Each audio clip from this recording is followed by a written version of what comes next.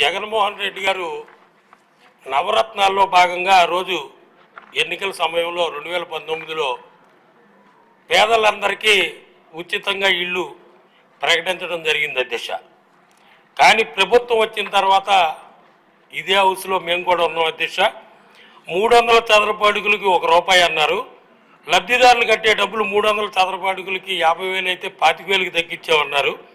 430 చదరపు అడుగుల ఇళ్ళకి ₹1,00,000 అయితే 50,000 చెల్లిస్తామని చెప్పి ఈ సభలోనే శాసనసభ సాక్షిగా ప్రకటించడం జరిగింది అధ్యక్ష.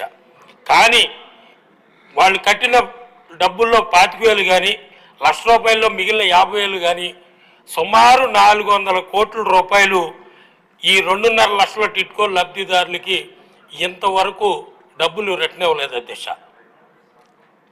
ఆయన మాట అయితే చెప్పారు కానీ ఇంతవరకు ఇవ్వలేదు. కేంద్ర ప్రభుత్వ గైడ్ లైన్స్ ప్రకారం 2014-19లో P1, P2, P3 అని door to door UCD department వారు కలెక్టర్ గారి ఆధ్వర్యంలో లబ్ధిదారులు ఎంపిక చేశారు అధ్యక్ష.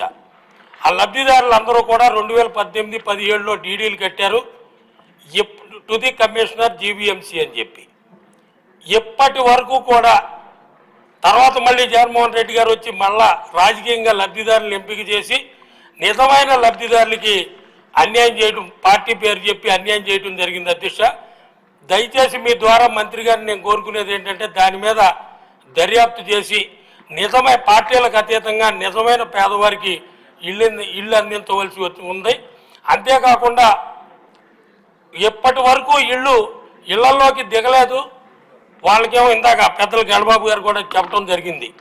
ఇప్పటి వరకు జీవీఎంసీలో మేము డిఆర్సీ మీటింగ్లో కూడా అడిగితే ఈ రోజు వరకు కూడా ఆ లబ్ధిదారులకు కానీ లబ్ధిదారులు కాని వారికి కానీ డీడీలు ఇప్పటి వరకు వెనక్కి ఇవ్వలేదు. ఇంకా విచిత్రం ఏంటంటే లబ్ధిదారులు ఇచ్చిన డీడీలు బీరువాలో పెట్టుకుని కొన్ని 3 నుంచి 4 వేలు డీడీలు కనీసం బ్యాంకుల్లో కూడా వేయలేదు సార్.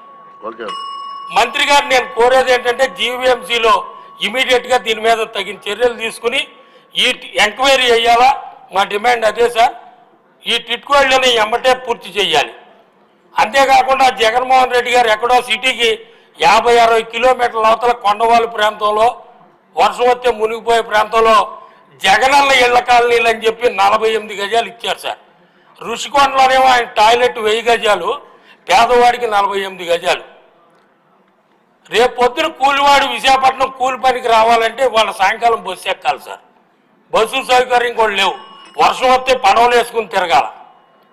దయచేసి నేను మంత్రి గారిని కోరేది ఏంటంటే ఎట్టి పరిస్థితుల్లో కూడా ఈ డీడీల విషయంలో ఎంక్వైరీ చేయాలా, పేదవారికి న్యాయం చేయాలా, రద్దయిన లబ్ధిదారులకు కూడా న్యాయం చేయవలసిన అవసరం ఉంది. దీని మీద లోతుగా దర్యాప్తు చేయాలని మీ ద్వారా మంత్రి గారిని కోరుకుంటున్నాను.